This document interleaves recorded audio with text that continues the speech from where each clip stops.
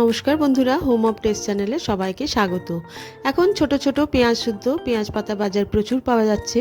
সেই পেঁয়াজ শুদ্ধ পাতা দিয়ে আজ আমি কাচকি মাছ করে দেখাচ্ছি। আমি এখানে 200 গ্রাম কাচকি মাছ ভালোভাবে পরিষ্কার করে ধুয়ে নিয়েছি। তারপরে অল্প একটু নুন আর হলুদ মাখিয়ে কিছুক্ষণের জন্য রেখে দেবো।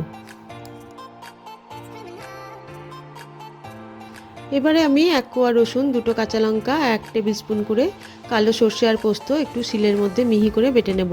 আপনারা চাইলে মিক্সির জারের মধ্যেও এটা বেটে নিতে পারেন। আমি এখানে 200 গ্রাম কাচকি মাছের জন্য 5 থেকে 6টা পেঁয়াজ শুদ্ধ পাতা নিয়েছি। সেগুলো একটু পাতলা পাতলা করে ছোট ছোট করে কেটে নেব।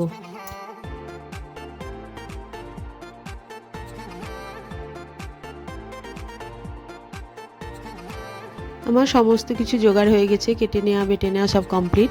এবার আমি মাছটা রান্না করব। তার জন্য কড়াইয়ে দিয়েছি বেশ কিছুটা পরিমাণে সর্ষের তেল। মাছ সবসময় সর্ষের তেলেই রান্না করলে খেতে ভালো লাগে। এবার তেলটা ভালো মতো গরম হয়ে গেলে আমি কাচকি মাছগুলো একটু ভালোভাবে ভেজে নেব।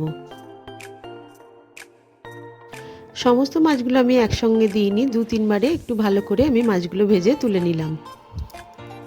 তেলের মধ্যে আমি দিয়ে দিলাম 1 টিস্পুন কালো জিরে ও একটা চেরা কাঁচা লঙ্কা। কালো জিরে আর কাঁচা লঙ্কাটা ভালোভাবে ভাজা হয়ে গেলে আমি যে পেঁয়াজ পাতাগুলো কেটে রেখেছিলাম সেগুলো দিয়ে দেব। পেঁয়াজ পাতাগুলো দেওয়ার পরে আমি দিয়ে দিলাম স্বাদ মতো নুন।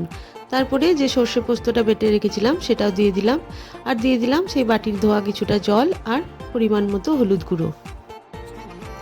সমস্ত কিছু ভালোভাবে মিশিয়ে নেওয়ার পর যাতে সর্ষে পোস্তটা কড়াইয়ের তলায় লেগে না যায় তার জন্য দিয়ে দিলাম আরও 1 কাপ মতো জল।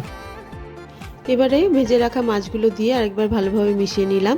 তারপরে আরও 1 গ্লাস জল দিয়ে 5 মিনিটের জন্য ঢাকা দিয়ে রেখে দেবো।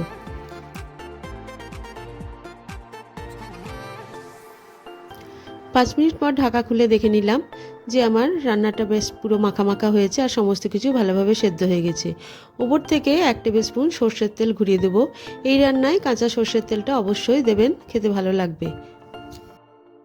এই শীতকালে বাজারে পেঁয়াজ পাতা থাকতে থাকতে অবশ্যই এই কাচকি মাছের রেসিপিটা করে খেয়ে দেখবেন, আশা করি ভালো লাগবে।